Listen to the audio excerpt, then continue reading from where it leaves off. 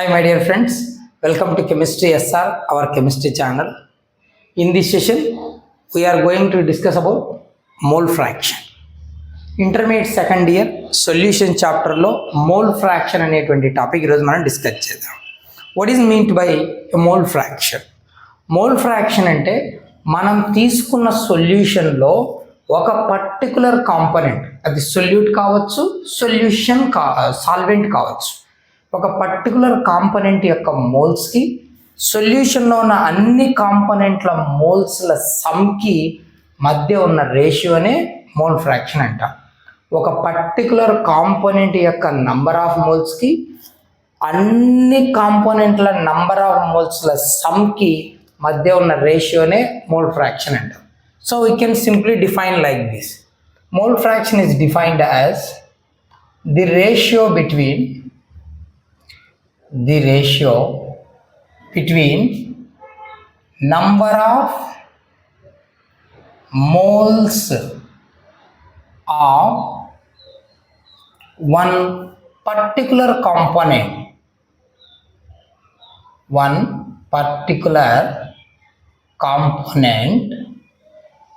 to the total number of moles of all the components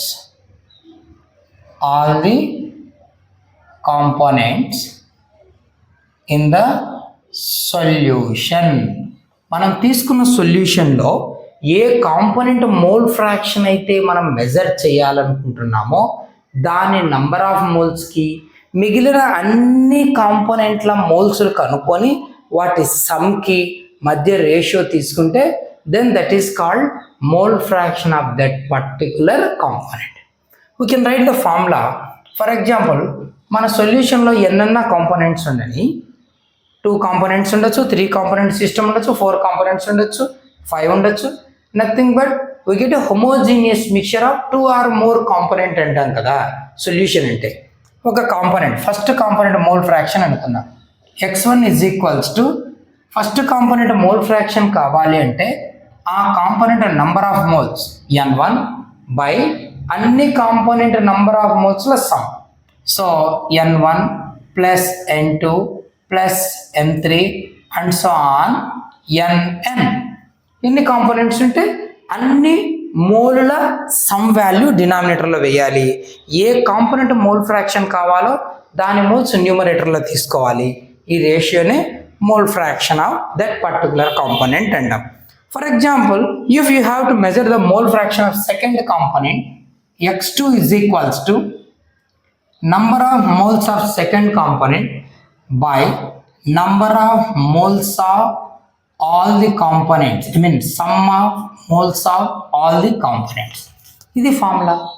దేని mole fraction కావాలంటే దాని moles by total moles తీసుకోవాలి. ఓకేనా?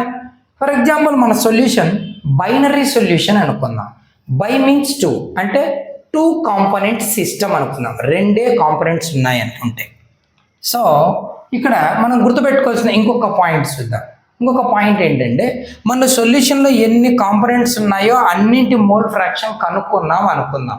ఈ అన్నింటి సమ్ 1కి ఈక్వల్గా ఉంటుంది. చూడు, the some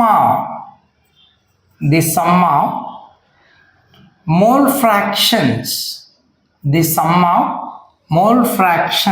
of all the components in the solution is unity means 1. అంటే for example, first component mole fraction x1, second component mole fraction x2, third component mole fraction x3, like that nth component mole fraction xn, then sum of all these values is equals to 1. ఒక సొల్యూషన్లో ఎన్ని components ఉండని వాటన్నిటి మోల్స్ల some 1కి ఈక్వల్గా ఉంటుంది. ఓకేనా? ఇప్పుడు మనం బైనరీ సొల్యూషన్ తీసుకుందాం. What is mean by a binary solution? Solution contains only 2 component system అంటాం. So for a binary solution binary solution is nothing but only 2 components are present. ఓకేనా, 2 కాంపోనెంట్స్ ఉన్నటువంటి సొల్యూషన్ తీసుకుంటున్నాం. Like salt in water or sugar in water, glucose in water, like. అప్పుడు mole fraction of solute nothing but first component mole fraction is equal to number of moles of that component by total moles of 2 components. ఓకేనా, అలాగే similarly mole fraction of second component is equal to N2 by N1 plus N2. ఓకేనా, similarly అంటే ఇదే విధంగా అది కూడా వేసేస్తాం. సరే, బాగుంది. మరి బై కాంపోనెంట్ సిస్టమ్కు లేదా 2 కాంపోనెంట్ ఉన్నటువంటి ఈ సిస్టమ్కు mole fraction x1 plus x2 is equals to 1. So రెండే కదా కాంపోనెంట్స్ ఉన్నాయి, కాబట్టి రెండింటి మోల్ ఫ్రాక్షన్ల సమ్ దేనికి ఈక్వల్ అవుతుంది? 1కి ఈక్వల్ అవుతుంది. ఓకేనా, ఫర్ ఎగ్జాంపుల్ మనం ఒక కాంపోనెంట్ మోల్ ఫ్రాక్షన్ మెజర్ చేసామనుకుందాం. ఓకేనా, క్వశ్చన్ ఇస్తాడు, so and so grams of some x component is there, so and so grams of y component is there in that solution, then what is the mole fraction of each component? Let's calculate the mole fractions of each component under.